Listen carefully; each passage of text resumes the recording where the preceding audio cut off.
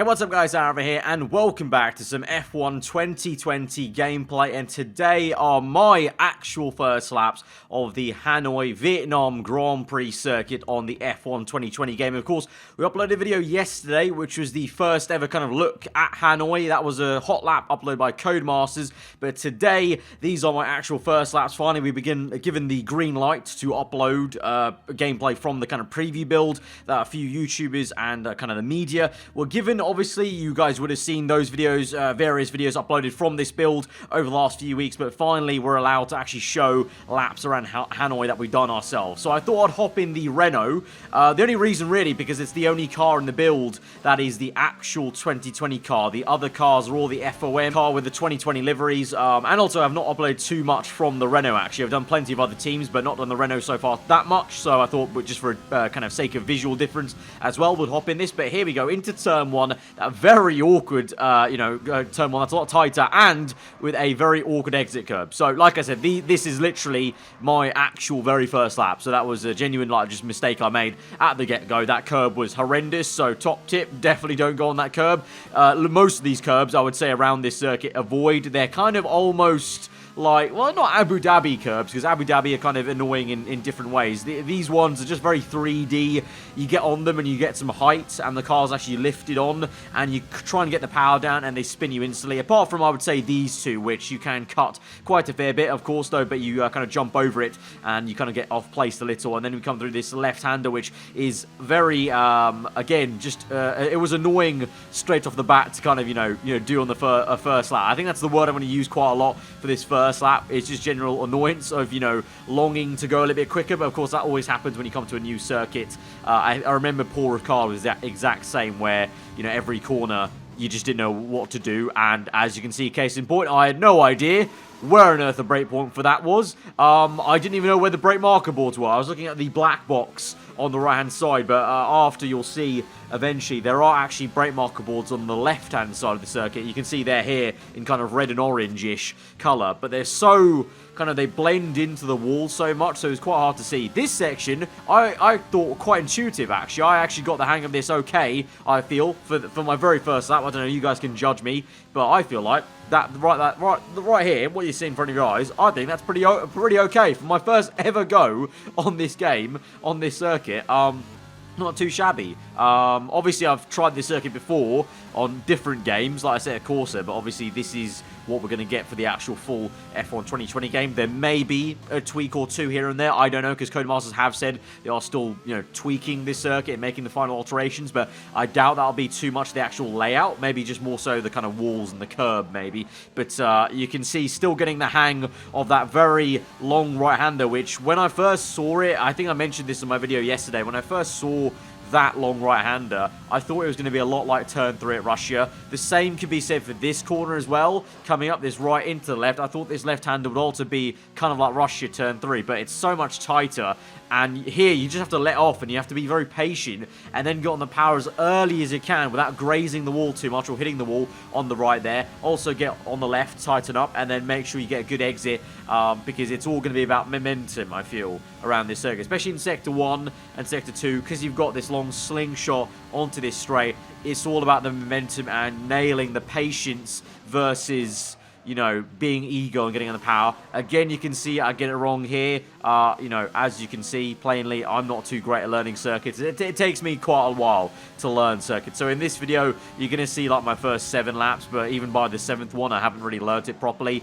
But getting to grips with it. But I wanted to give you kind of a proper, authentic look at my very, very first laps, because I can say first laps and just edit stuff out, but as you can plainly see with this video, I'm not editing anything out. It's literally just, the camera's rolling and I'm just going through. Like I mentioned on the first lap, Sector 3 I felt was the most comfortable one, and I think is the one people are going to enjoy the most. Even the last corner, I said it looked awkward on the hot lap that Codemasters put out.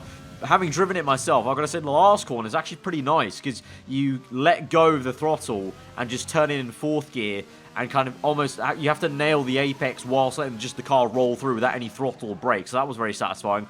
Again, not getting this corner right. I probably won't for a long time here, because you have to first miss the curb on the right, then you go left on the racing line, which is the pit lane exit, by the way, which is very awkward. So like I said in yesterday's episode, that's going to be very interesting to see how the AI tackle that, and also players. And then through here again, this section, just trying to get on the power as early as I can. Now we get it nailed, third gear. Obviously, remember, we're in the Renault though, so if I tried this with the Ferrari and the Mercedes, I probably would have had an easier time, I will admit, but obviously I wanted to use a different car that I've not uploaded much gameplay on, and also it's the actual 2020 car. But for sure, you know that the Renault was maybe a little bit down on downforce for 2020 compared to the other top cars, so maybe that's also why in some cases I was finding it a lot more difficult than maybe others, or the gameplay you might see on YouTube, because I'm using a worse car essentially. But let me go. Here I actually broke by accident earlier because I looked at the black box on the left hand side, which is deceiving because it's not a brake marker point, a visual reference you want to use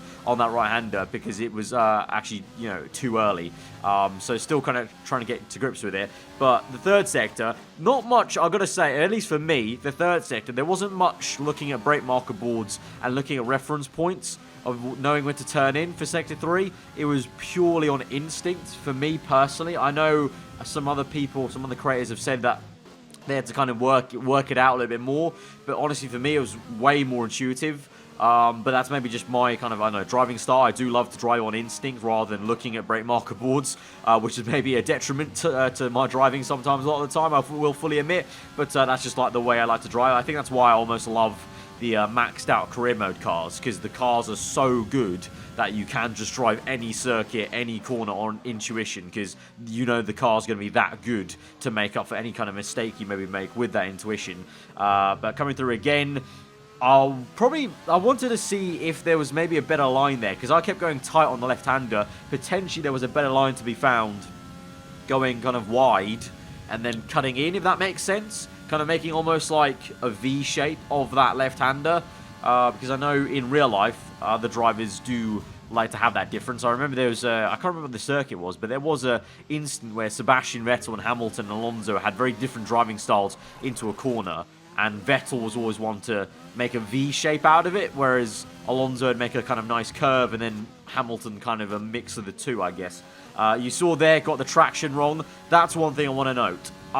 This is a little bit concerning for me, is that this circuit felt the least satisfying overall to drive compared to any other one. Now, of course, there's a massive pinch of salt of I don't know the circuit, but the thing is, consistently, every lap, out of every corner, I did not feel as confident on the throttle at any other as it was at any other circuit. Now, this may be because it's a new circuit, so the data, I don't know, the physics, potentially they've made the track a little bit more slippery than every other circuit, because it is a new circuit, so you would imagine it would be slippery. They all are. Remember Kota, USA? That was so bad in 2012 for the real drivers. It was so dusty and new that the drivers were really finding grip quite tough. So it might be the same case that they've modelled the physics of the grip and the you know, the tyres, how much they grip up like that. But I've spoke about 2020, the physics and the handling feeling so much better for me personally, because the cars feel like they have way more downforce and way more high-speed grip compared to 2019. 2019, the base cars basically don't feel like real F1 cars anymore to me, having driven upgraded career mode cars. And, you know, the F1 drivers are the real ones. I've also said that about the baseline 2019 cars, is that they didn't have enough grip in high speed. They weren't, you know, they were a little bit too, I'm trying to find the words here. They weren't as great at stopping under braking as they were in a real Formula 1 car. And so they've rectified that among most other circuits. But at this circuit, I felt like that was not here, and it felt more towards 2019 than it did 2020, which is weird to say that the handling feels so different on one circuit. It feels more like the old game than the newer game on this one circuit, but I honestly think it's because of the physics of the track. And a lot of the time with the handling model, it almost feels like the grip and the downforce is coming through the tyres, and less so the actual aerodynamics on the car. And so that would make sense if the track is less grippy, that you feel that the car has less downforce. So that was my only little kind of,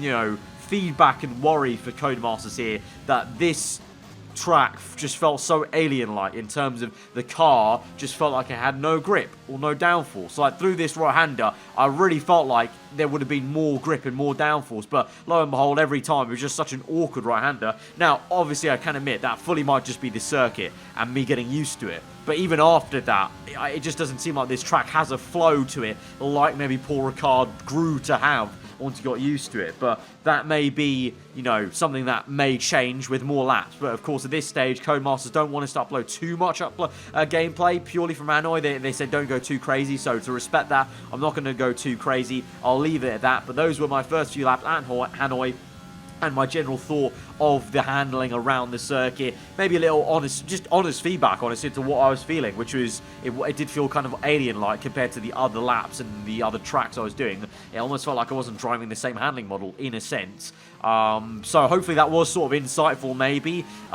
Just kind of, you know, getting my honest thoughts of that, really, and not kind of sugarcoating it, and obviously just showing you my brute, you know, first laps of the circuit with all the mistakes kept in there. So, guys, if you did enjoy the video, a bit of a different style, a bit more laid back and chilled one, I guess, with the commentary and the kind of, you know, editing and whatnot, then be sure to hit that like button. Let me know what you thought in the comments below. If you're around here, then do subscribe for weekly full-on content. I've been aarava. Hope you guys enjoy today. I'll see you guys next time. Goodbye.